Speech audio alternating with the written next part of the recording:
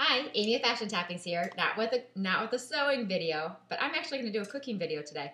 And the reason I'm going to do that is I go to the grocery store like every 3 days, and I seem to always have the same tellers or cashiers. And I'm always buying tons of Brussels sprouts.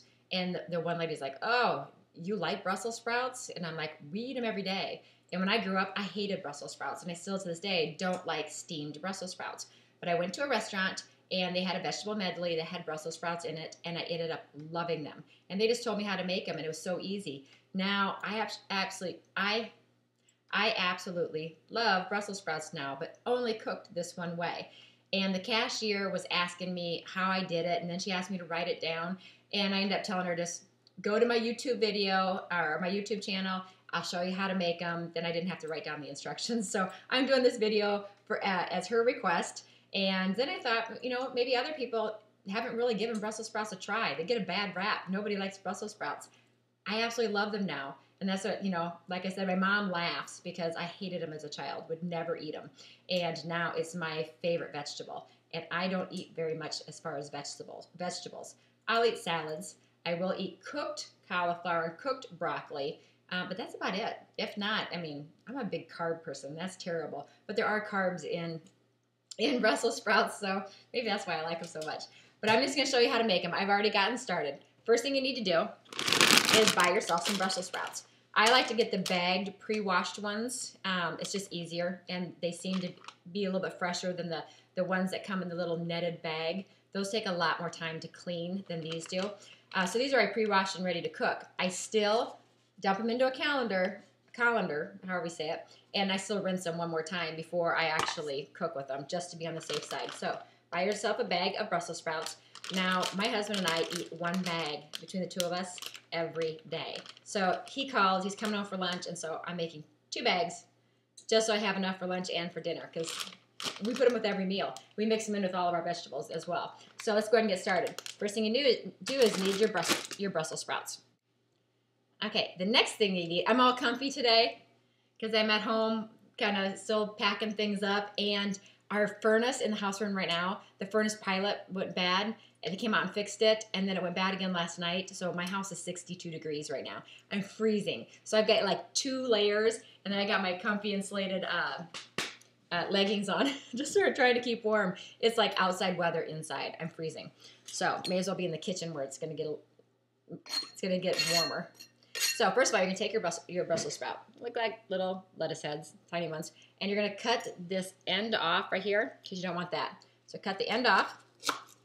Then if you have any discoloration on the leaf that you don't want, maybe little black marks, sometimes they'll have them on there, you can peel off the outside layer of the Brussels sprout if you'd like. You can peel that off. Then, so you have your flat edge, and you got your round head. Lay it down on the flat edge and just cut it in half. Then toss it into your cookie dish. I take it, or a cookie pan. I take a baking dish and I line it with nonstick tin foil. The reason I do that is I'm not a big one I don't like to do dishes. This makes it a lot easier for me just to wipe it out with soap and water and put it right back in the cupboard. I don't have to do any major scrubbing. So I always use tin foil on my pans when I'm cooking. So once again, you cut off the end, cut it in half, toss it in your pan, and keep going until you have that pan full, or you have as many as you want for the number of people that you're serving. So, and while you're cutting these up, go ahead and preheat your oven. Preheat it to 360 degrees. That's usually what I do mine at, 360 degrees. So while you're cutting these, your oven, whoops, better be careful, your oven can be preheating so it's ready to go by the time you're done cutting these up. So I'm going to keep cutting these up. By then, the oven should be ready, and I'll show you the next step. Okay, now I got them all cut up and laid nice, and a nice single layer across the pan. Then I'm going to take my olive oil. I got this little container for like $3 at Home Goods, and I absolutely love it. So you're going to take your olive oil, and you're just going to drizzle it over the top of the Brussels sprouts. Now, if you want to coat your Brussels sprouts completely, then you can put your Brussels sprouts in a Ziploc baggie with some olive oil and kind of squish them around to make sure all of them have olive oil on it. I don't do that, and I'm okay with it. The more olive oil you put on it, the crispier they're going to get. But I just drizzle across one way and then across the other just to get a nice thin coat of olive oil all over it. And then to be on the healthy side, we don't use salt here. We'll use sea salt for some things, but we use the Mrs. Dash Table Blend, and we love it. But it's salt-free, and it's called Table Blend by Mrs. Dash. And we'll sprinkle that over the top of the Brussels sprouts. So this is already starting to look so good. You're probably thinking, oh, Brussels sprouts, no. Just wait. If you try it, I know you're going to like it. These are also, they're kind of like onions. I hate onions. I don't allow people to have raw onions in my house because I can't handle the smell of them, and I hate the taste of raw onions as well. But I love onions cooked because when you cook them, they caramelize. And this is kind of the same thing with the Brussels sprouts. When you bake them, they get a sweet taste to them, a sweeter taste to them. And it completely actually changes the taste of them as far as I'm concerned.